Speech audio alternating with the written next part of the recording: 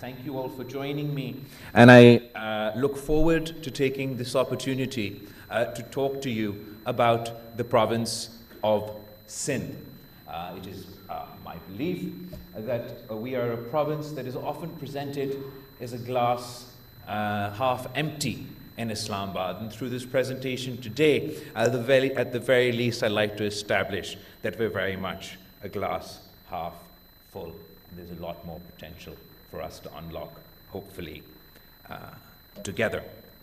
The Pakistan People's Party government in Sindh started in 2008, and as the Chief Minister mentioned, every subsequent election, the people of Sindh have entrusted the Pakistan People's Party with a larger mandate than before. The Pakistan People's Party's philosophy has historically been rooted in roti, kapra, makan. Food, clothing, and shelter. The idea behind this philosophy, the idea behind this philosophy is fundamentally to address the issue of affordability. In a country such as Pakistan, where we have unemployment, poverty, but increasing income inequality, the Pakistan People's Party's approach to every sector across our government has been trying to invest in our institutions in such a way to allow our people the opportunity to afford the basic fundamentals in life. We inherited a government in 2008 that faced a multitude of challenges. We had the issue of terrorism and law and order. I'm sure our media friends and all of those here who've witnessed firsthand how when the Pakistan People's Party's government took over in 2008, obviously all over Pakistan, but also in the province of Sindh, we faced terrorist attacks on at least a daily basis, and in some cases, at least a weekly basis, in some cases, a daily basis. We faced religious extremism like the rest of the country did, but particular to Sindh, we faced ethnic tensions and frictions that would often result in violence. Our law and order challenges weren't confined to the city of Karachi alone, but across the province. We faced,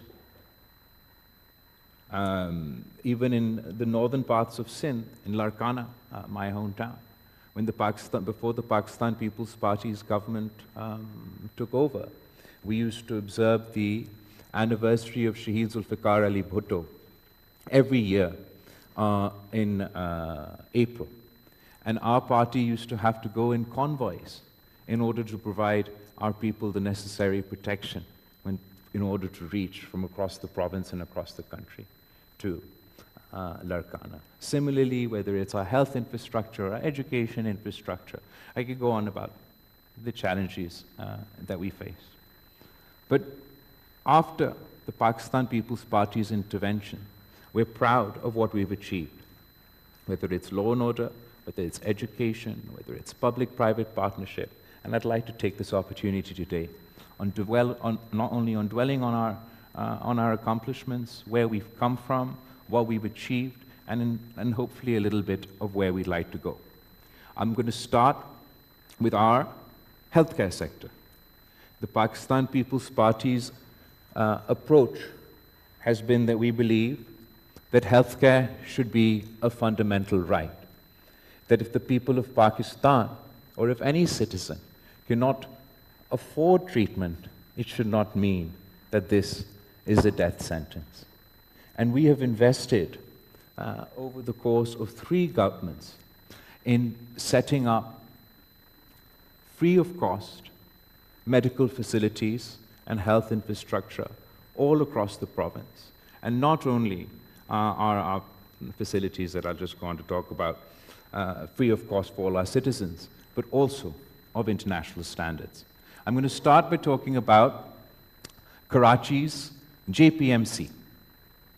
Actually, before that, I'm going to tell you that our we've invested over the three governments, and we brought up our health budget from 2.9% of the Sindh's budget to 10% of our budget.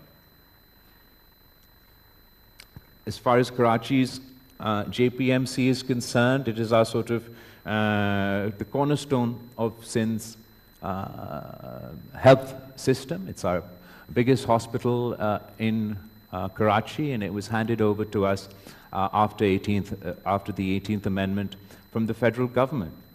Along with other institutions across the province, the healthcare sector had suffered from a neglect, from a lack of development, a lack of investment for more than a decade from when we came into office. And when we inherited the JPMC, our infrastructure was dilapidated.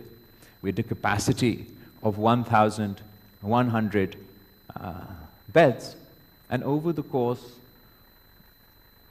of the Pakistan People's Party's government, we've now transformed this hospital in partnership with the people of Sindh, with the people of Karachi, with the philanthropists of Karachi, and as a result of heavy investment by the Sindh government into the country, one of the country's leading hospitals.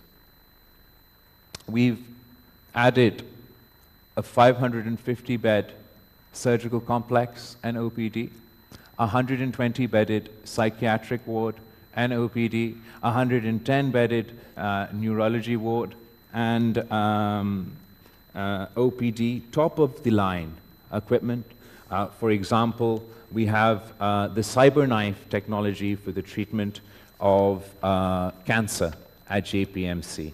This facility, again, in partnership with charitable organizations, the Patients AIDS Foundation, we not only made it possible for this top-of-the-line cancer treatment to be available in Karachi, but we're also the only facility in the planet to offer this expensive treatment completely free of cost. We've taken the JPMC bed strength from 2012, it was 1,100 beds, to now 2,208 beds. So we've doubled our capacity so far. If I just talk about JPMC's CyberKnife and cancer treatment facility, we've served patients from 178 cities and 24 countries. And our CyberKnife facility and other tomotherapy and equinox sessions and all of this component, we've served 250,000 patients. It says here, now I don't know whether that's daily or monthly because it's missing in my presentation, but this is one of our most expensive treatments that we afford to our citizens, absolutely free. And I just wanted to highlight that while 46% of our patients, so less than 50% of our patients who receive this treatment are from the province of Sindh, 31% of patients who receive this treatment are from Punjab, 11% of the patients who receive this treatment are from Khyber Pakhtunkhwa, 7% of the patients who receive this treatment completely free of cost in the province of Sindh are from Balochistan, and 5% are international patients that come to Karachi's hospital. So the JPMC that we inherited with 1,100 beds in 2012, we added our 200 bed in 2020. We added our 500 bed surgical complex. In 2020, we also added our food complex, which feeds 500 people daily, completely free of cost. In 2024, we added our psychiatry and neurology department of 120 beds. And as I mentioned, our bed capacity from 2024 went from 1,100 to 2,200 beds.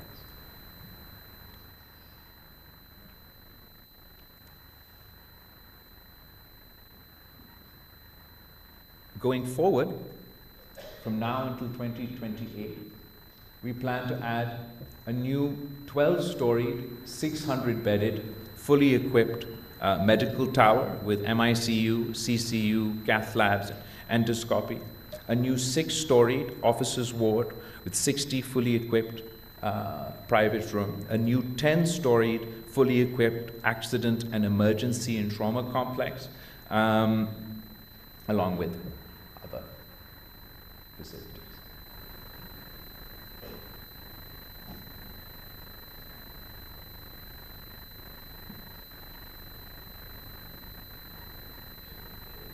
So by 2026, our employees' medical block with 60 beds. Again, 2026, our medical complex by 50 beds.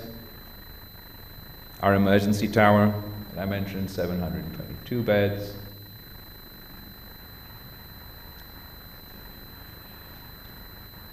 And our vision is that by 2028, we want to take our bed capacity just for JPMC alone to 3,200 beds, which will almost triple our capacity. We are already the largest hospital in Pakistan as it stands today, and by 2028, this one JPMC will be 3,200 beds. Alongside JPMC, within the same compound in Karachi, we also inherited the NICVD, which is Pakistan's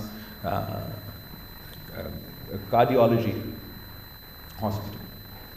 We've managed to transform the NICVD as Pakistan's the largest free of cost cardiology network in the region. That includes the specific NICVD Karachi hospital that's right next to JPMC and is part of the same complex, but also 11 hospitals for free of cost heart care across the province. That includes our this building that we've redone, the NICVD by JPMC, NICVD Liari, NICVD Larkana, NICVD Sakhar, which is the building you see in the background, NICVD Hyderabad, NICVD Khairpur, NICVD Mithi, NICVD Tandu Muhammad Khan, NICVD Nawabshah, and NICVD Baldia. These are all state-of-the-art, 100% free of cost, full-fledged cardiology hospitals that we've set up across the province. Along with these 11 hospitals, we've also set up 30 chest pain units in each of the 10 districts of Karachi and across the entire province. The thought behind this is that in cardiology, sort of the golden rule is if you've had a heart attack, if you can get to hospital within 90 minutes, you save a person's life. And we've managed to establish such a system across the province that not only provides this facility to our citizens, it provides it on their doorstep and completely free of cost.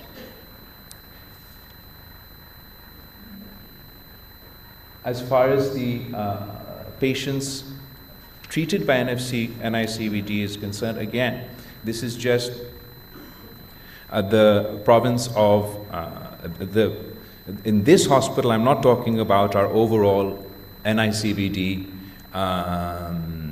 infrastructure, the 11 hospitals, etc., that's all connected. I'm talking about the one NICVD that we have in the JPMC complex in Karachi. We serve 2.9 million patients free of cost just in 1 year. And in 2025, 2.8 million patients were from the province of Sindh.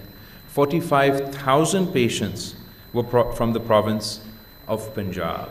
From Pakhtunkhwa, we had nearly 10,000 patients. From Balochistan, we had more than 100,000 patients. From Gilgit-Baltistan and Azad Kashmir, we had almost 4,000 patients. So not only are we providing this service to the people of our own province, but also the people all across the country.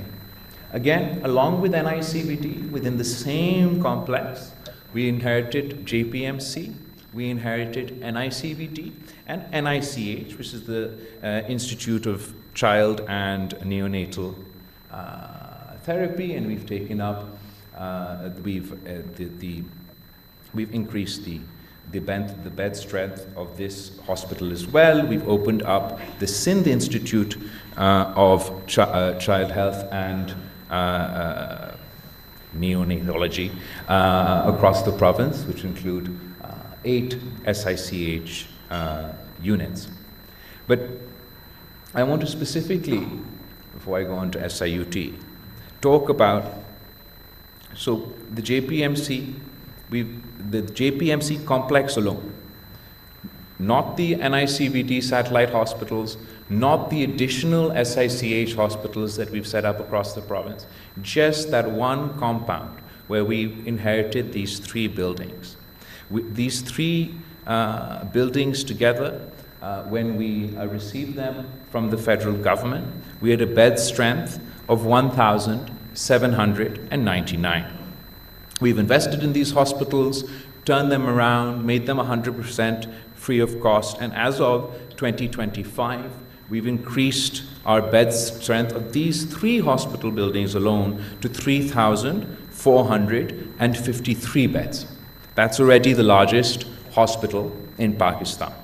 In 2028, our plan is to take the bed strength of these 3 hospitals alone to 5,170 beds. Now, to put that into context, the largest hospital in the United States has 2,850 beds.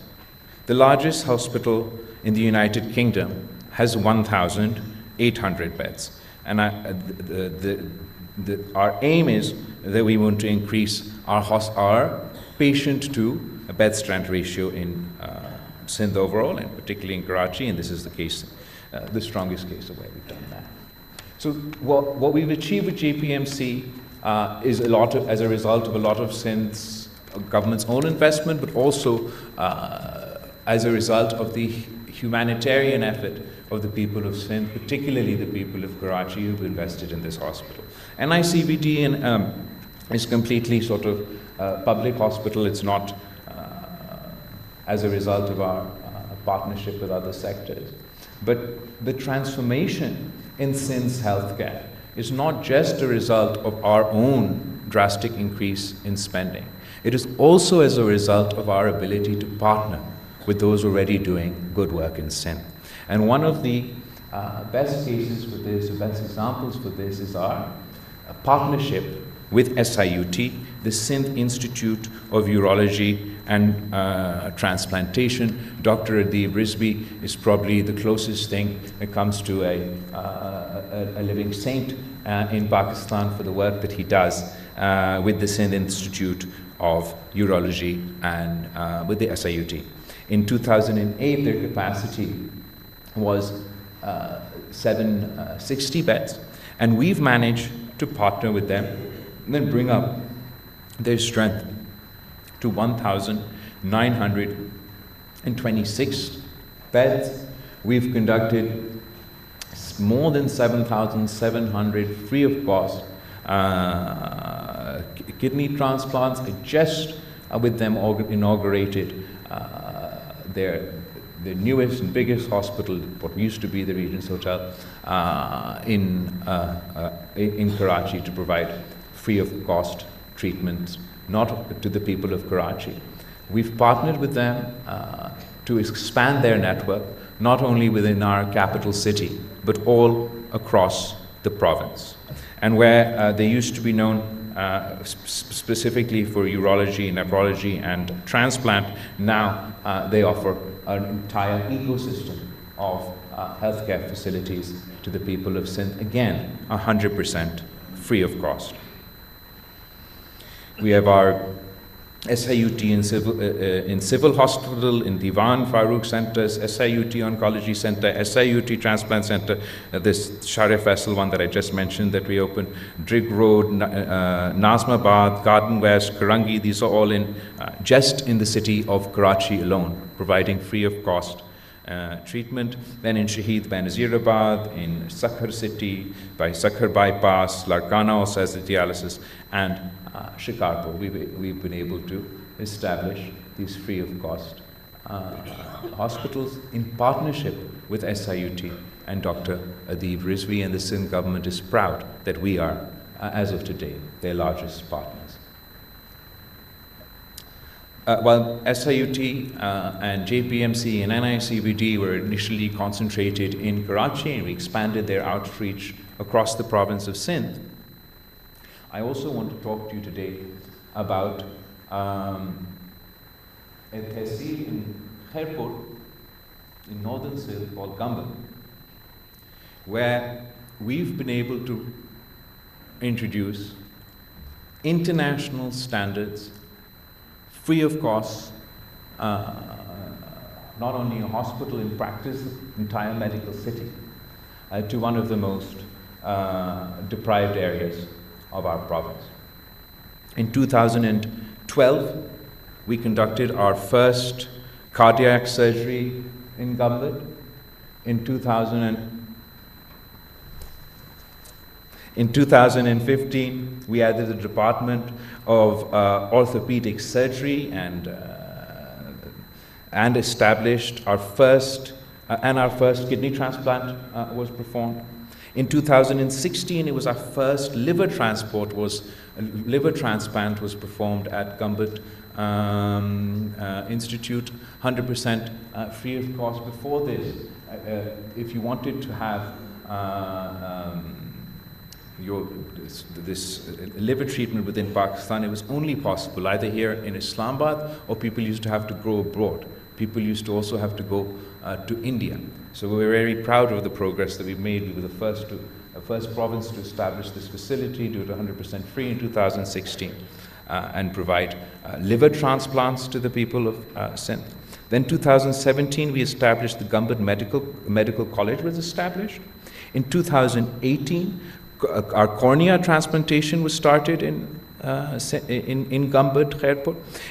In 2019, we established our Rapid Response Center and our Gambad Heart Center and our ICU. In 2021, we established our Center for Hematology, Bone Marrow Transplant, 100% free of cost, and our Laser Therapy Center, our Department of Oncology and Department of Neurology. In 2022, we established Nuclear Medicine, Cancer Care and Research Center in Gambad, Khairpur. In 2023, we conducted we inaugurated our lung cancer and transplant facility in Gambad, Khairpur. By 2024, we crossed our 1,000 liver transplant, 100% free of cost. Liver transplants were done, and we crossed 100 bone marrow transplants successfully performed in Gambad, 100% free of cost. And going forward, our timeline for 2025 includes all of this, which I'm not going to read out to you, but there's a lot. And the Gambad Institute of Medical Sciences now is the only institute in Pakistan providing services in 5 human organ transplant services: liver, kidney, cornea, bone marrow, all 100% free of cost. And once again, I just want to point you towards our patients. We conducted 1,362 free of cost liver transplants. Less than 50% of our patients were from the province of Sindh. 47% of our patients are from the province of Sindh. Second largest share of our patients are actually from the province of Punjab. 34% of our patients from Punjab, 15% from Balochistan, 4% from Pakhtunkhwa, and less from Azad Kashmir, even Islamabad. And we even have cases of people coming from Afghanistan to receive treatment at Khairpur in Gambad. Our Shaheed Mohtarama Benazir Bhutto Trauma Center in Karachi is South Asia's largest level 1 trauma care center. And just in 2025, This facility has treated more than 175,000 people. We've expanded this facility to also include my Larkana ICU and HTU and emergency facility within our hospitals in Larkana, and we plan going forward to add 3 more centers in Sakhar, Malir, and Baldia, which will be functional this year. As far as Sindh's primary healthcare facilities are concerned, that's for our PPHI model, which has 93% rural coverage and 1,440 facilities managed across 30 districts. Our integrated emergency care services. Now, this means your ambulance services.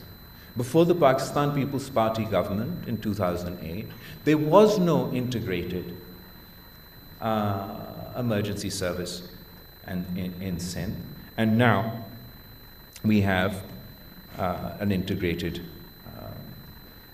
emergency service facility with the stats before you, how many patients and how many calls we receive on our hotline.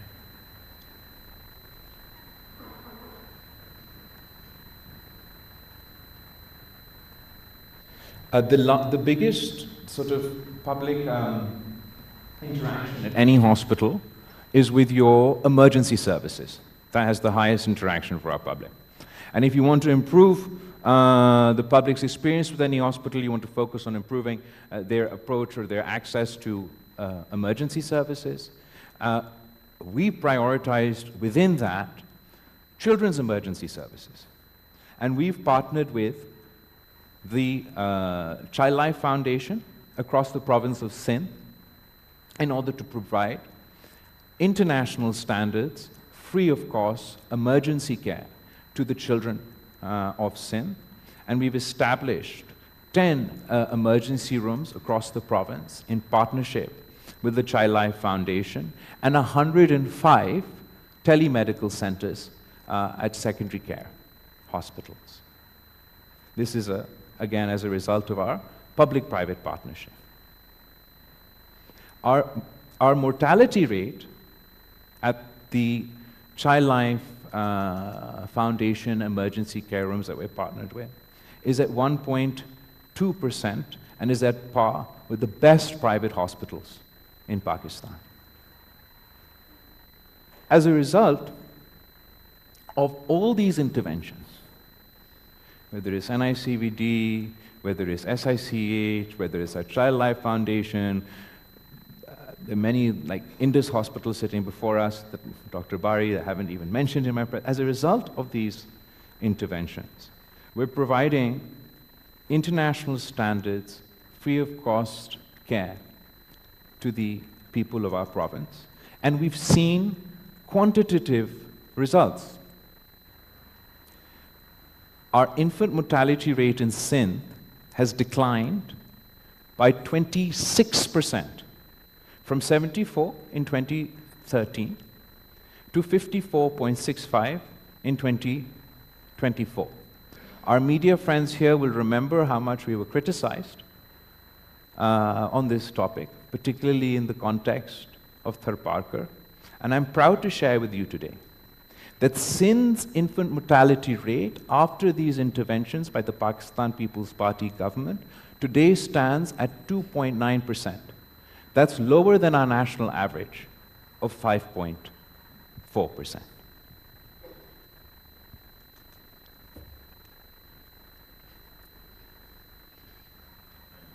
The second topic I'd like to discuss with you today is our education infrastructure. We face a whole host of challenges within the province of Sindh, education being amongst one of our priorities. Obviously, without access to education, our people have no hopes of prospering, economic progress, of jobs. And we're proud to say that we've prioritized not only our higher education, but also our primary facilities. In 1947, there was one university in the province of Sindh. 50 years, by 2008, there were 10 universities in the province of Sindh, and of those 10 universities, there were 2 additional campuses. When you establish a campus, it increases the outreach of that university. Say there's a university in Karachi, and I can establish a campus in Badin or somewhere else. It gives, still need one in Badin, but it gives access to rural areas. So by 2008, there were 10 universities in the province of Sindh and 2 campuses, mostly established in the 1970s, subsequently in the 1990s. By 2025, we now have 30 universities, 30 public universities in the province of Sindh established by the Pakistan People's Party government. And in addition to these 30 universities, we now have 18 instead of those 2 campuses. That further extends the reach of these universities into our rural and more far-flung areas of the province. As far as our primary education is concerned, I want to particularly talk about the challenges we faced as a result of subsequent consistent flooding. In 2010 and 12, we had our education infrastructure ravaged by the historical floods that we faced then.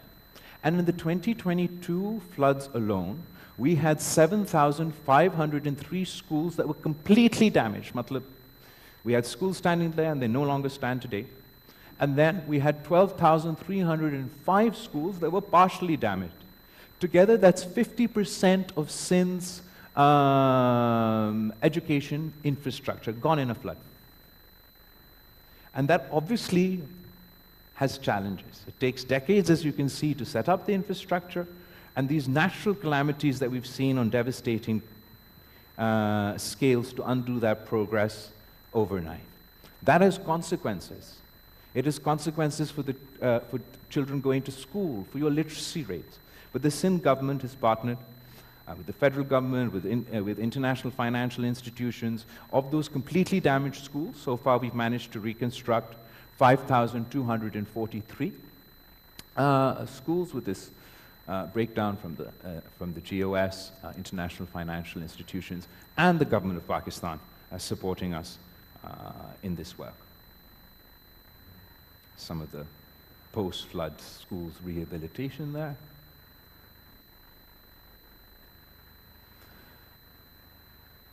We have a whole host of other interventions. I've thought I'd try to narrow them down.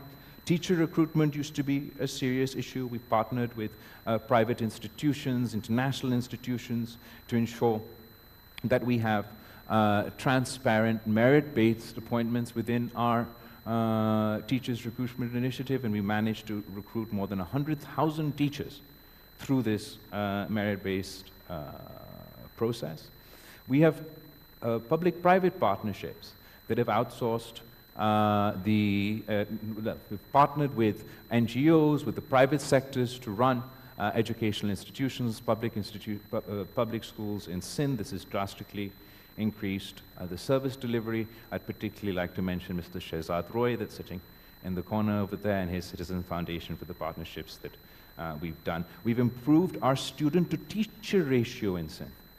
We had a student-to-teacher ratio of 50 students to 1 teacher when the Pakistan People's Party government took over. We've now managed to bring that down to 35 students to 1 teacher. We still have a long way to go. We've built 129 new colleges. We have scholarships programs, international scholarships program, the most recent of which is the Oxford Bhutto Scholarship, and also with the Sindh education, we have scholarship programs that seem to have been eaten up my data, or I just can't see it. But trust me. We have not only international scholarship programs, but also local scholarship programs. There we are, 4,000 scholarships annually just through the Sindh Education Foundation alone. What we're particularly proud of is not only our tertiary care, our university, our primary school education, but particularly our special education facilities for differently able Pakistanis. Sindh was the first province to pass legislation for the Department of Empowerment of Persons with Disabilities. We were the first province to set up an autism center, 100% free of cost, I think it was 2018, in Karachi. And we've managed to take that number now across the province to 10 autism centers where we provide 100% free of cost special education facilities for the differently abled in Sindh, and we've introduced a 5% employment quota. As you're all well aware, Pakistan faces demographic challenges. One of the most urbanizing provinces is the province of Sindh, with the highest rate of increase in population. Of the challenges that we face, and this is in the province of Sindh. The city of Karachi is Pakistan's only megacity that has a serious issue with population, partly as a result of population welfare, but largely as a result of migration. But we're also proud of the fact that Sindh is the first government and the first province that legislated on family planning. We've been working at this consistently, and Sindh is leading provinces in achieving our family planning 2030 goals. Sindh's contraceptive prevalence rate has gone from 31% to 41.8%, and that is a direct result of our family planning interventions.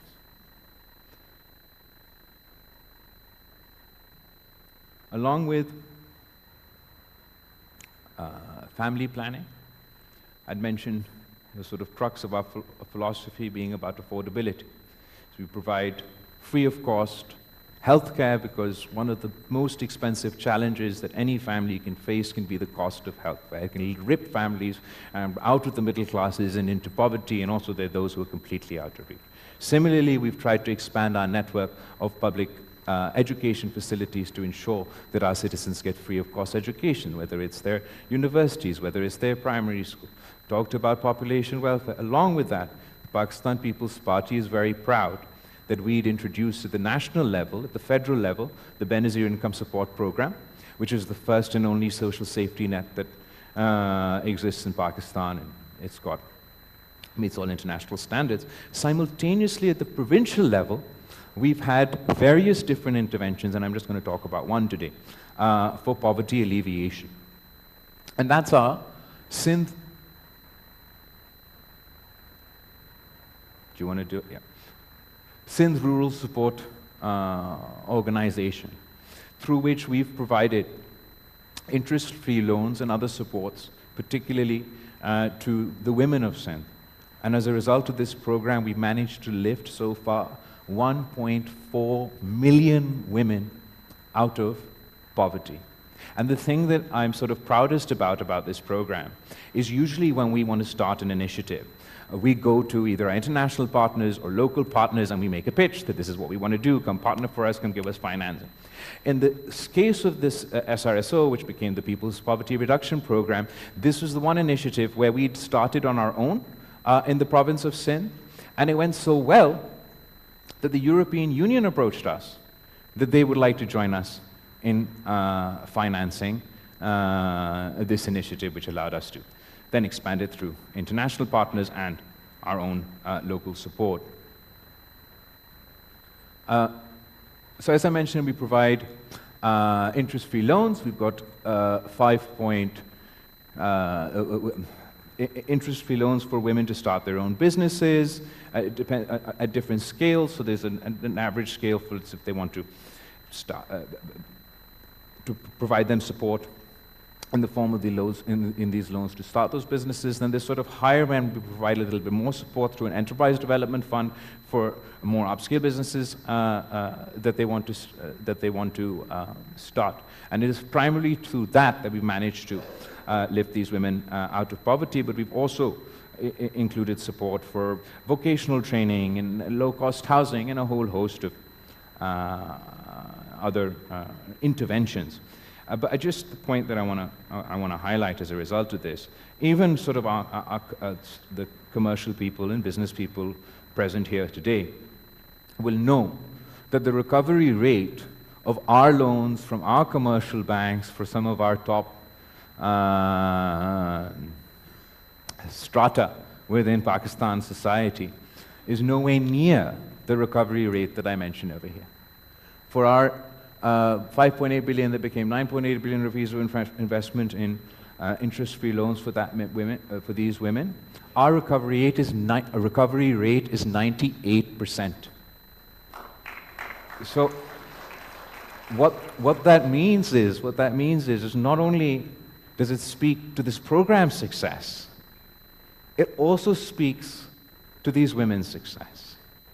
And we're really very proud of that. I mentioned the flooding, the consequences that that had in 2022 for our education infrastructure.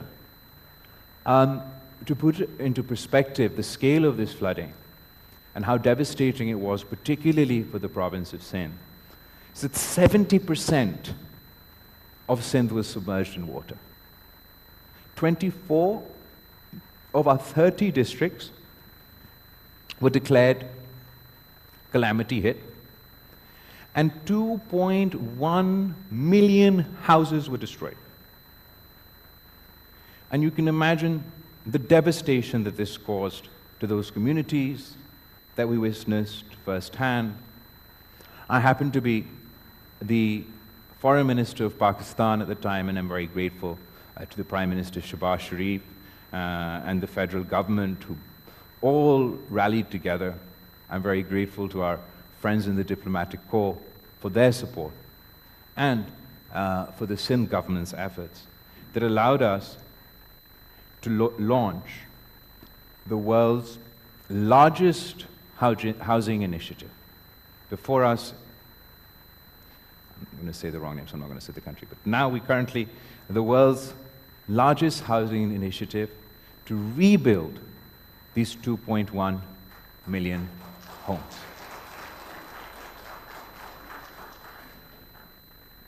The project beneficiaries are more than the population of 154 countries.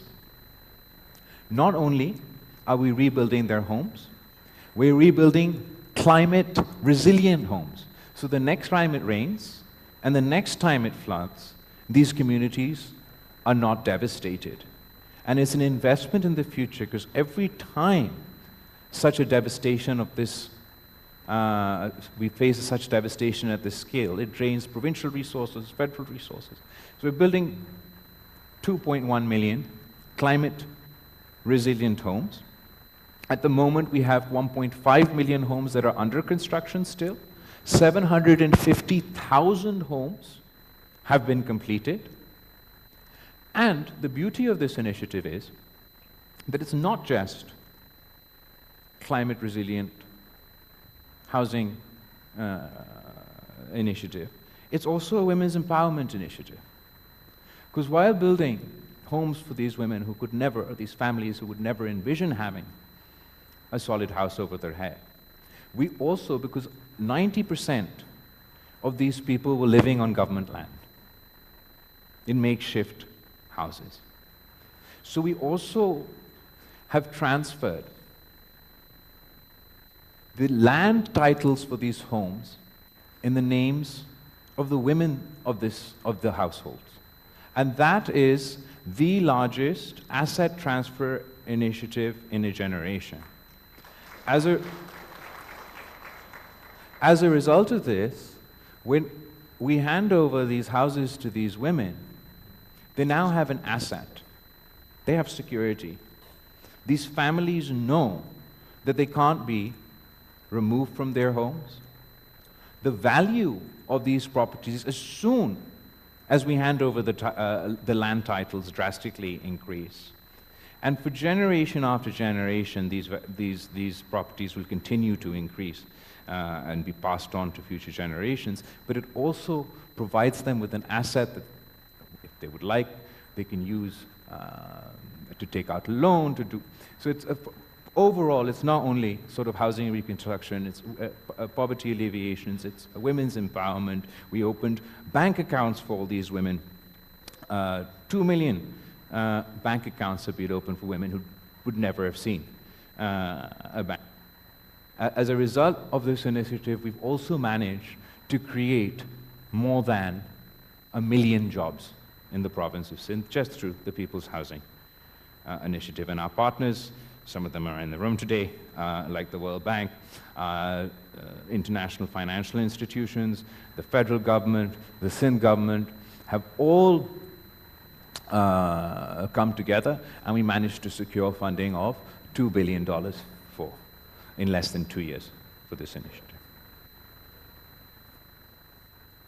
Ooh. This is Hina from Thatta, where she used to live with her family and her brand new house. Dildal Ari from Tangobago and his family, their kacha house, their pakka house. Lalo Mal from Nara, his kacha house, him and his 2 daughters in his new house. Muhammad Khan from Jacobab, him and his family, how they used to live, they live today.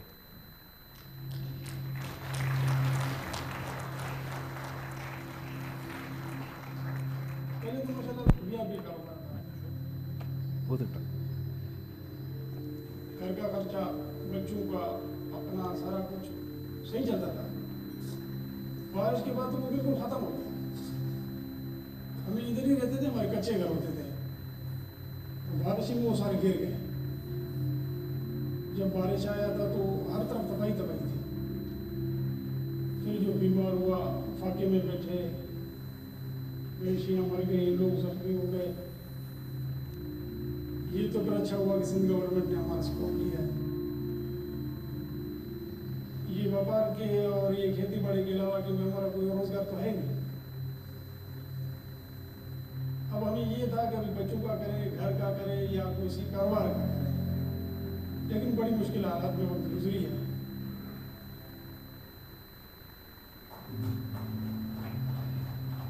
Government of Sindh की तरफ से जो team आई थी, वो आगे घर घर पे सर्वे कर रहे थे।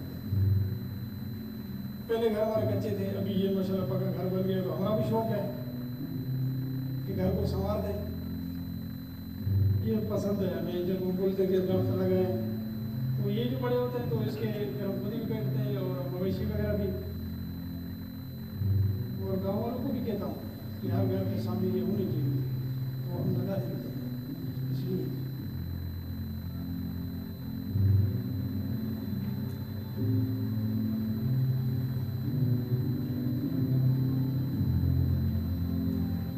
घर माशाल्लाह भी हमारा बड़ा फर्स्ट क्लास बन गया। ये है कि हमारे बच्चों का मुस्तकबिल बन जाए, यही उम्मीद है इंशाअल्लाह।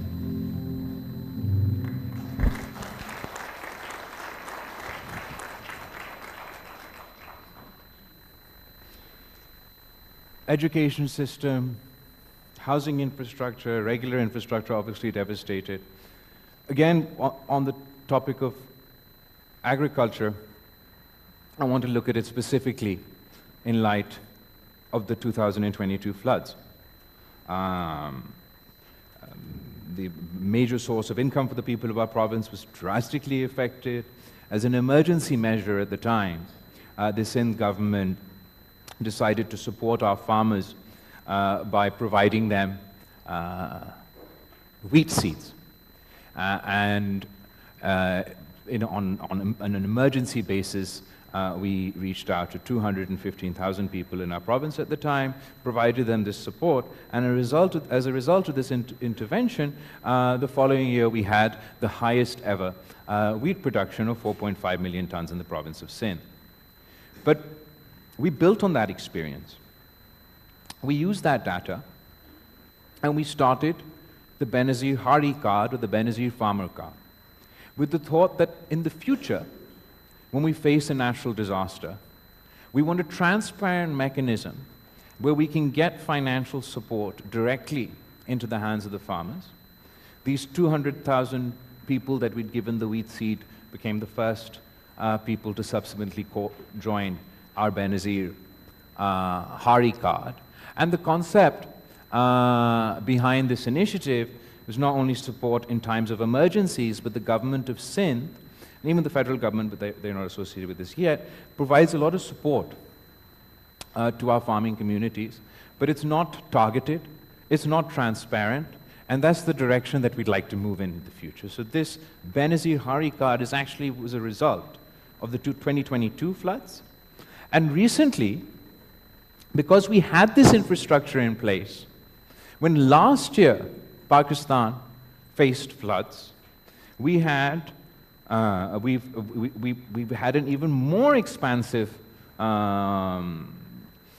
intervention from the government of Sindh through the Benazir Hari card, but also through CNIC and other identification mechanisms.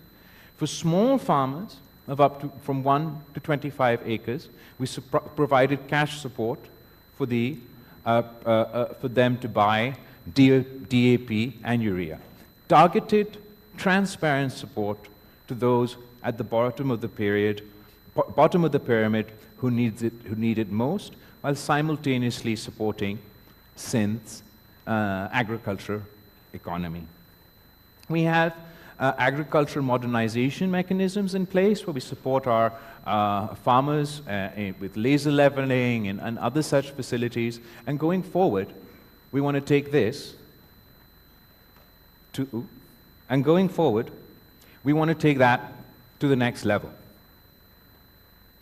We're going to encourage both collective farming and public-private partnership in the agriculture sector in the province of Sindh. Collective farming, because 90% of land holdings in Sindh are with the small farmer. And what we want to do is create incentives from the provincial government for these small farmers to form collectives. And when they form collectives, they'll obviously collectively have more arable land, but it also gives them collective bargaining power. And they could then benefit from some of the benefits that bigger, richer, large landowning families or businesses enjoy when it comes to procurement and other things. We want to support these collectives through the Sindh government with modernization, with modern machinery, with laser leveling, with scientific knowledge, with research, and our support, our interventions, our subsidies will be targeted to these small farmers. Then, for public-private partnership, we want to encourage the private sector to come and invest in large-scale farming in the province of Sindh in two ways. One, the Sindh government wants to be a bridge between these collectives and big business, whether it's within Pakistan or outside in Pakistan, where we create a partnership with these collectives in the business community, and they come in with their investment and partner with small farmers and create collective corporate farming in the PPP mode. Separately, the government of Sindh also has a lot of arable land that's not used, whether it's in forest area, whether it's in agriculture department, whether it's irrigation department. We also want to partner with the private sector in those cases and use public-private partnership to bring in large-scale, high value-added farming to take our Sindh agriculture to the next level. So no agriculture without irrigation, and our irrigation system in Pakistan is the largest in the world. And within Pakistan, the largest irrigation system within Pakistan is run in the province of Sindh. On top of that, our government has had a whole host of interventions, because as you're aware, either we face these cataclysmic floods, or most of the time we're facing drought and water scarcity, and that problem is continuing to increase. So we've set up more than 200 small dams across the province for rainwater storage and agriculture support. More impressive than that, we've managed to line 4,110 kilometers of Sindh's irrigation network in our canal system, which results in water preservation and it helps us address both climate change and water scarcity.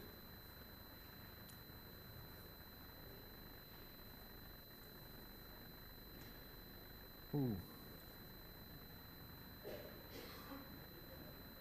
As far as Sindh infrastructure is concerned, so along with our irrigation system, we get a lot of criticism on our communication infrastructure. So I want to use this opportunity to clarify that there are two forms of this infrastructure in our province. The majority, say our national highways, are run by the federal government and the communications department. And that has and does, both from us and from others, receive a lot of criticisms, and we're really appreciative of the current government, the Prime Minister, for their commitment that the Sakhar onwards portion of our national motorway will be built. But that doesn't mean that the Sindh government doesn't build roads, it's just we can't build the federal government roads. We manage 57,000 kilometers of road networks in Sindh, of which 24,000 kilometers are either brand new or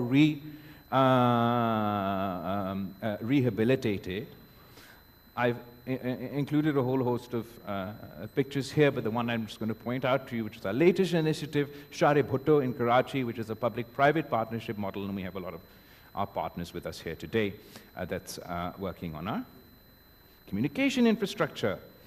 Roads, bridges.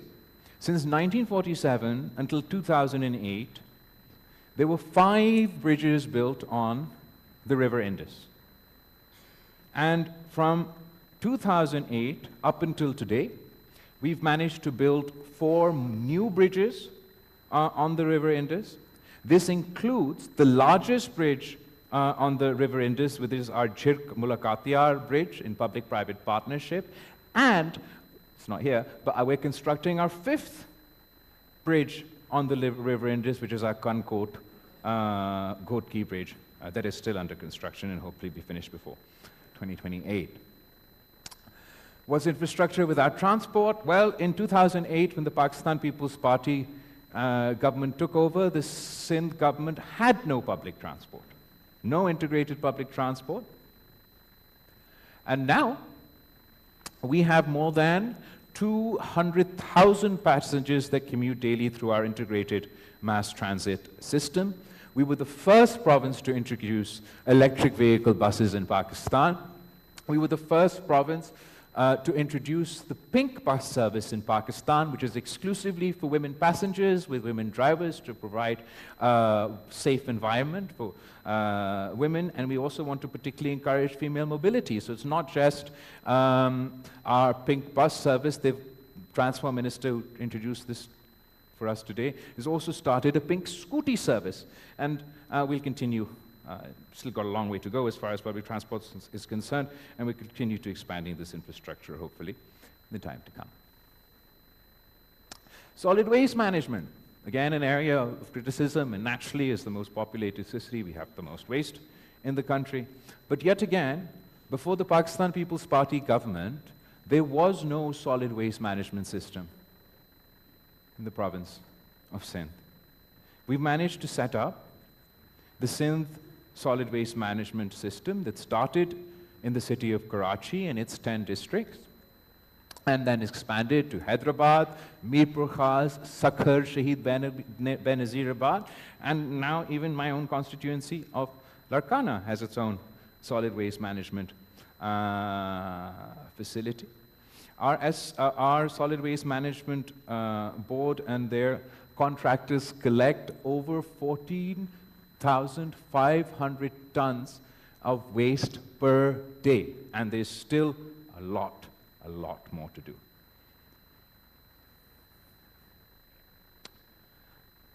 Along with agriculture, another area where we've had the most progressive intervention of all provinces is again in the Labour Department in Sindh. We have security is, this social security support from the federal government, from the provincial government. There's a devolution debate around that, that already applied to our public sector workers. What we've done in the province of Sindh is introduce the Benazir Mazdoor card, which is the labor card, and opened up our social security net to the private sector and to the self-employed, who can now pay in themselves and join our Benazir Mazdoor card program and receive all the support that public sector workers receive in sort of times of death, times of marriage, healthcare emergencies, and this is a process that we hope to continue to encourage and expand. We're also proud of the fact that we're the only province to raise minimum wage 6 times in a row, and we've cut child labor by 50% in the province of Sindh. So when we took over the official statistics, was that we were at 20.6%. We've managed to bring it down to 10.3%. Labor rights legislation right now. Amongst the labor rights legislation, 16 laws, 18 rules, etc. The main thing I want to, one additional thing I want to mention is that we not only acknowledge agricultural workers as part of the workforce, we were the first to pass the Female Agricultural Workers Act back in the last provincial government, and the first ones to acknowledge women's contribution, which is the largest in our agriculture sector. Energy is a big area for the province of Sindh. We were the first to add megawatts to the national grid, first through renewable energy, wind energy. We have a 50,000 megawatt wind energy corridor. Acting President Yousafzai, when he was the Prime Minister of the Pakistan, was the first to inaugurate our wind energy project in the province of Sindh, and so far we have 1,845 megawatts of wind power that we add, and 150 megawatts of solar power. We have another 1,875 megawatts of wind power in the pipeline, and another 1,150 megawatts of solar power in the pipeline. We're really leaning in to green energy and alternative energy within our province, particularly because the energy infrastructure is so unreliable, it's so expensive. There are areas in the province of Sindh that still face 16 to 18 hours load shedding, so we're trying to encourage in every way we can less reliance on traditional energy infrastructure and a move towards solar energy. We've had a big push for the solarization of public buildings. In partnership with the World Bank, we've also been targeting Benazir income support beneficiaries to provide them with solar systems. So far, we've distributed 200,000, and we're looking going forward to distribute 275,000 more to the families of the most needy. We also intend to target consumers of less than 100 units of electricity, and we want to provide them with solar facilities. In addition to that, we have 3 public-private partnership solar infrastructure projects in the works right now, through which we want to provide Karachi with an additional 400 megawatts of solar power at low cost. I'm going to go on to talk about Tharkol, which is another big initiative as far as the Energy Department is concerned. But even within the context of Tharkol going forward, we want to look into using Tharkol for the development of fertilizer. So our country's over-reliance on gas for fertilizer can hopefully be addressed through this. Where's my energy gone? I definitely have another energy thing to talk to you about. It comes there. We also have Tharkol, which I'll talk to you about later, but in between we're talking about progressive legislation and how we, Sindh leads the way in progressive legislation. There's a whole list. I just wanted to run through a few of our, we were the first, and proud to be the first, to pass the Sindh Child Marriage Restraint Act, banning child marriage in the province of Sindh and raising the age to 18 in 2013. The Sindh Prohibition of Employment of Child Labor Act, I already mentioned the results of that. Our Domestic Violence Protection Act in 2013. Our Sindh Hindu Marriages Amendment Act in 2018. And the Sindh Commission for the Status of Women. Two of not only our most sort of two sectors that we're very much proud of are special economic zones and our public-private partnerships, but also the two areas with the biggest potential to unlock, the most potential for both foreign and domestic partners to join with the Sindh government and expand what we managed to achieve. In 2008, the Public-Private Partnership Unit was institutionalized by the government of Sindh.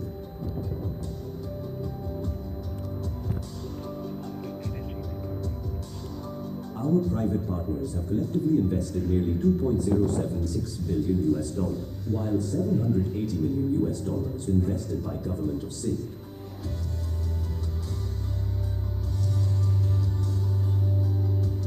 Sindh PPP institutional strength has not gone unnoticed. Each project reflects one commitment: partnerships built on trust, delivering lasting impact for Sindh. Partnering for progress, delivering impact. So obviously you can't conduct any of these projects without your own revenue generation, which requires economic activity in the form of our SEZs and the PPPs that I'm just going to talk about, and revenue generation through our Sindh Revenue Board.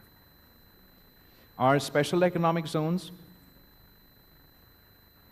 in the province of Sindh, we've got Khairpur Special Economic Zone, we've got Larkana Special Economic Zone, Dhabaji Special Economic Zone, and Marble City Special Economic Zone, which is the first public. Dhabaji was the first, and they're also public-private partnership special economic zones, where not only from at the provincial level, but also the federal level, for the time being, we enjoy special incentives for business and industries to set up. At the feasibility stage, we have our Sakhar Industrial Zone, our Hyderabad Industrial Zone, and our Aquaculture Park. Our special economic zones have received international recognition. This is from the Financial Times. They had a magazine that did the FDI intelligence report for Global Free Zones of the Year 2025. And the best industrial zone, both globally and regionally, were highlighted, chosen, and then they had like a runner-up everywhere. So as you can see, the Global Industrial Zone of the Year winner was ZPE zone, and the highly commended, or the runner-up Global Economic Zone, is Jebel Ali Free Zone. For the Middle East, the winner is Jebel Ali Free Zone, etc. For the Asia-Pacific region, the winner of the FDI Global Free Zone of the Year 2025 was the Freeport area in Bhutan. But the runner-up, or the highly commended Special Economic Zone, is the Khairpur Special Economic Zone. And these are our Khairpur Economic Zone, which is probably nearly saturated now.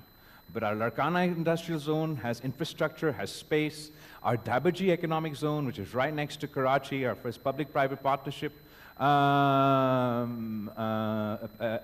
economic zone, still needs more infrastructure, has a lot of space, and similarly our Marble City that's coming up, and the rest that are in our feasibility stages, provide the perfect environment for the business community across the country, for the international community, and the business community internationally to come invest, enjoy tax and other benefits from both the provincial and federal government, and do so in economic zones with international recognition. Similarly, Sindh experience in public-private partnership. This now is something that was born out of necessity. As you're aware, mostly, not recently, but mostly, the Sindh Pakistan People's Party's government has been in opposition to the federal government. In 2013, we were in opposition at the national level, but in government in the province of Sindh. In 2018, we were in opposition at the national level, and we were in government in the province of Sindh. And all our media friends over here will be well aware that we'd have a consistent complaint about the receipts or the provincial funding for the province of Sindh, and sort of the lack of support that we were receiving from the federal government in the form of PSDP projects. We had the least out of any other province, and as a result, and our specific sort of federal transfers. But we didn't just sort of sit back and accept our fate, or I didn't just complain about it. What the Pakistan People's Party did was heavily lean into and leverage public-private partnership within our province. The public-private partnership concept was introduced in Pakistan through Shaheed Mohtarama Benazir Bhutto's 92-93 election manifesto. And in 2008, when the PPP government was formed, we set up our PPP unit in the province of Sindh. Probably the most famous and large-scale PPP project in the province of Sindh is our Sindh Angro coal mining company, which was the first open pit mining, and it was conducted through public-private partnership. And this has really opened the doors for an economic revolution in the province of Thar. Because the Sindh government was partners with the private sector, both internationally and locally, for the coal mining, and we had this energy generation also as a result of the coal mining. We've turned around the infrastructure, both roads and health, education. The desert has completely changed as a result of these interventions.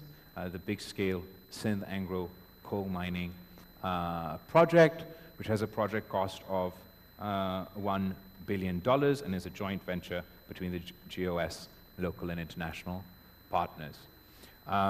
Jobs I'm going to come on to. We were the first government to set up, first provincial government to make an airport, the Mai Bakhtaur Airport in Thar. A resettlement of communities that were affected by the pit mining in model villages. Road infrastructure in Thar has improved to the extent that in 2008, or before 2008, from Karachi to Thar, the drive used to be 8 hours. Today, the drive from Karachi to Thar, depending on how fast you drive, is 4 to 3 hours. A percentage of our profit of this public-private partnership company goes into the Thar Foundation.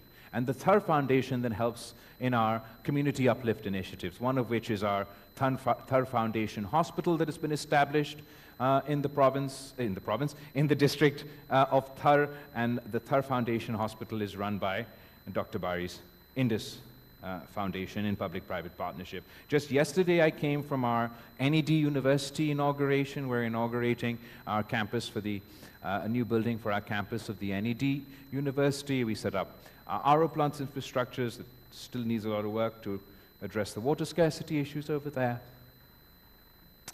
Just Thar Coal Block 1 has created Block 2 has created 3,000, it says here, but I had 5,000 in my head, 3,000 jobs locally. The more important part is those jobs, 71% of the jobs as a result of this public-private partnership are directly Thari local jobs. An additional 10% above that are jobs from the province of Sindh. Then we have like close to 5%, which is rest of Pakistan, and then even less, which is our international sort of jobs as a result. We've had, as a result of this PPP initiative, we have female truck drivers in Thar for the first time. So all our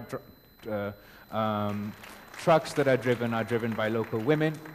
We had the first female engineer come out of Thar and then be employed at this PPP initiative. So Thar is sort of the cornerstone of Sindh's public-private partnership, but it's not the only thing we do.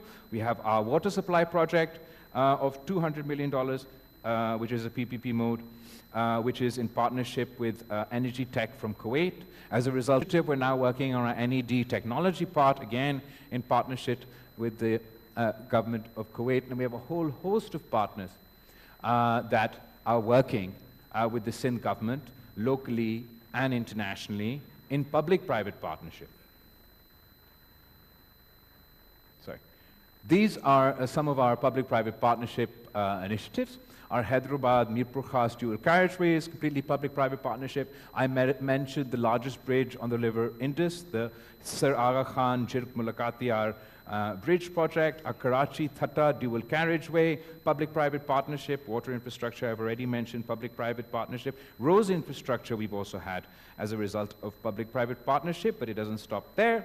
Education management, I've already mentioned. Management of many schools we've handed over in public-private partnership for primary education. Again, the same Shehzad Roy helps us with teacher training initiatives in public-private partnership that has increased the standards of our teachers, who are now tested and regularly tested to ensure that they meet the necessary standards. We've also rehabilitated 54 JICA girls elementary schools as a result in public-private partnership, and our regional bud centers are also public-private partnership initiatives. Our public-private partnership program in the province of Sindh is recognized globally. In 2018, the Economist magazine's intelligence unit rated Sindh province as number 6 for public-private partnership, after Thailand, Philippines, PCR, India, Gujarat, then the province of Sindh for our PPP mode. And most recently, we've had these IFN Deal of the Year 2021, and that's all 2021 for public-private partnership. Major projects that are now under construction in PPP mode. I mentioned our Share Bhutto, Kankot, the 5th bridge that we're now building on the River Indus. The Ghotki-Kankot Bridge is public-private partnership. Marble City project, public-private partnership. Dhabaji I already mentioned. NED I already mentioned. Okay, I'm mentioning things twice now. Major projects that are at the feasibility stage for PPP mode are before you. Our Yellow Line, our Sakhar and Hyderabad Industrial Zone, our sewage treatment plant for Karachi, our aquaculture park project. There's a livestock project. There's more water sector projects in Sakhar, all in our feasibility stage for public-private partnership. Through public-private partnership, not only have we produced the first electricity through the Tharparkar, done our infrastructure, done our schools, done our healthcare, we've even reclaimed the mangroves. So we had incredible mangrove loss across the Indus Delta, which has devastating consequences for local agriculture, local communities, climate, etc. And through public-private partnership, we've increased our covered area from 270,000 mangroves to 270,000 acres, sorry, to now 675,000 acres of mangrove covers. 2 Guinness Book of World Records for this mangrove initiative, for the largest number of mangroves planted in a day. So we first won in 2000 and I forget the dates now. So we first won 1 Guinness Book of World Record for the largest number of mangroves planted in a day. Then India won, so we couldn't let that stand, and we went and did it again. So that's why we have 2 Guinness Book of World Records. And we've earned $40 million as a result of carbon credits from planting mangroves. So in our PPP mode, our portfolio so far, we've executed about $600 million worth of projects in road, energy, healthcare sectors. Our projects under construction is another $650 million.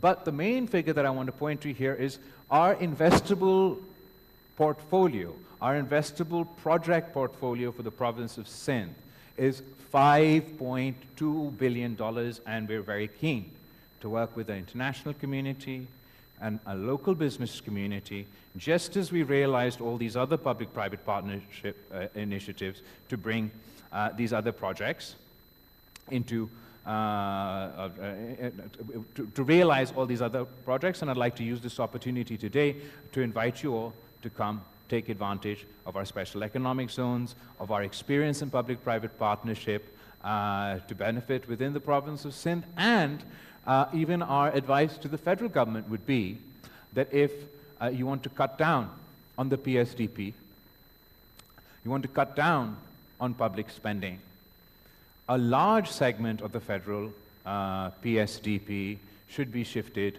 to public-private partnership, where you can partner with the private, with the business community within Pakistan. You can partner with the international community to address your fiscal space issues without burdening others.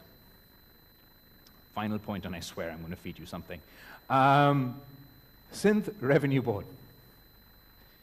Sounds dull, but it's very important. Because how are we going to provide free healthcare, free education, improve our infrastructure at all the facilities that I showed you today without the funding? Key is revenue. The Sindh government set up the Sindh Revenue Board, I believe, in 2012. As a result of the 18th Amendment, the sales tax on services were devolved to the provinces, and we set up the Sindh Revenue Board to help collect this tax.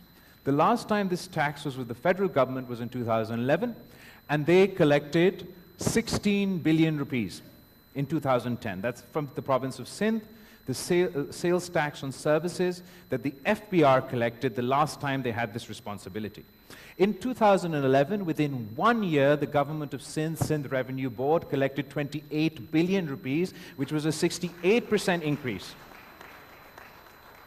from the federal government's collection. And today, 2024, the Sindh government's Sindh Revenue Board has collected 307 billion rupees in sales tax on services.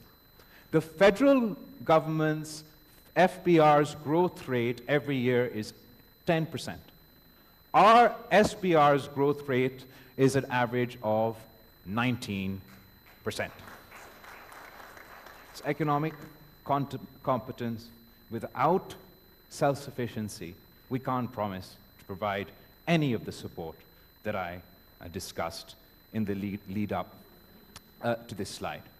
And this is exactly our case to the federal government. That if we're collecting 19% and you're collecting 10%, then how can you punish the guys who are actually doing their jobs? We offer, as an obviously if the federal government is facing issues of fiscal space, economic challenges, as a patriotic Pakistani, the problems of Islamabad are my problems as well. I want to help them address these issues. But their solution, cutting the NFC share, taking back from the provinces, doesn't solve the problem. Because it's the FBR's lack of meeting their targets that's causing this fiscal deficit, not the performance of provincial government. And we have a solution. I've shown you that when you devolved the sales tax on services, Sindh government's SPR outperforms all the provinces and the federal government. But the FBR is outperformed by the Punjab Revenue Board, by the Pakhtunkhwa Revenue Board, and the Balochistan Revenue Board.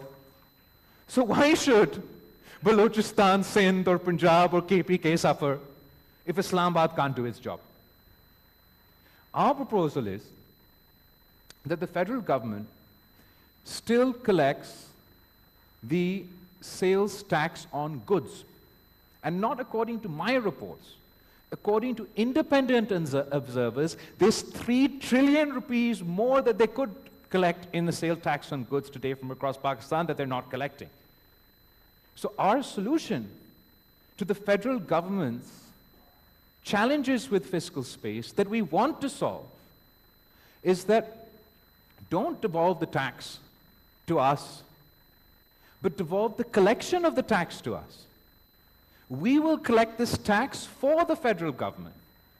They can set us the targets. Like their last collection for sales tax on services was 16, so whatever their last collection from Karachi today is, set that as a target for the Sindh government. Whatever their last collection for the sales tax on goods for the city of Lahore is, set that as a target for the Punjab government. And we will collect these taxes for you.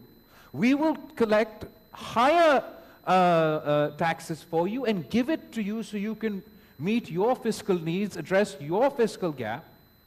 If we fail, I mean, this is the level we're going to. If we fail to meet your targets, then punish me.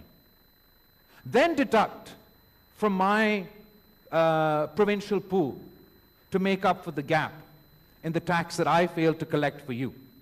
But the catch is that if I do better and I or any other province collects more in the form of sales tax on goods than your federally assigned target, then the extra money should go as an incentive to those provincial governments so they're further encouraged to increase their revenue generation, fund our own projects, and meet the needs of our citizens.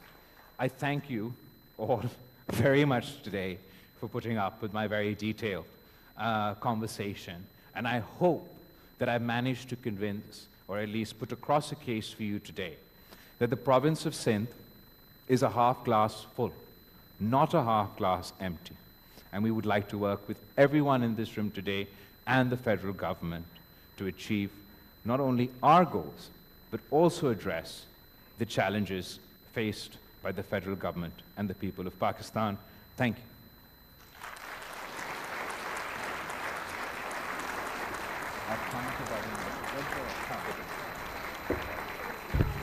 Thank you very much, ladies and gentlemen. Please join us for lunch.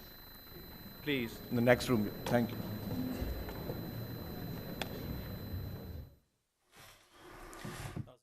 Islamabad में chairman people's party Bilawal Bhutto तकरीब से खिताब कर रहे थे। उनकी जानिब से कहा गया कि BISP विफाकी सतह पर बड़ा सोशल सेफ्टी नेटवर्क है। पीपल्स पार्टी को बेनज़ीर इनकम सपोर्ट प्रोग्राम पर फ़ख्र है। सिंध में सैलाब मुतासरीन के लिए 21 लाख घर बना रहे हैं।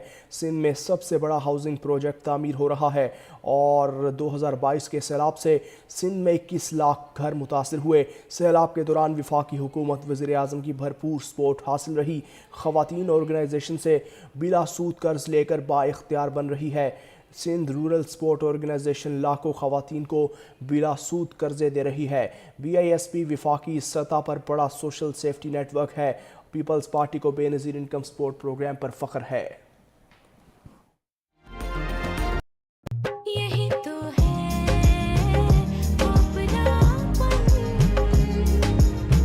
सुप्रीम का हर पैक अब बड़ी बचत के साथ।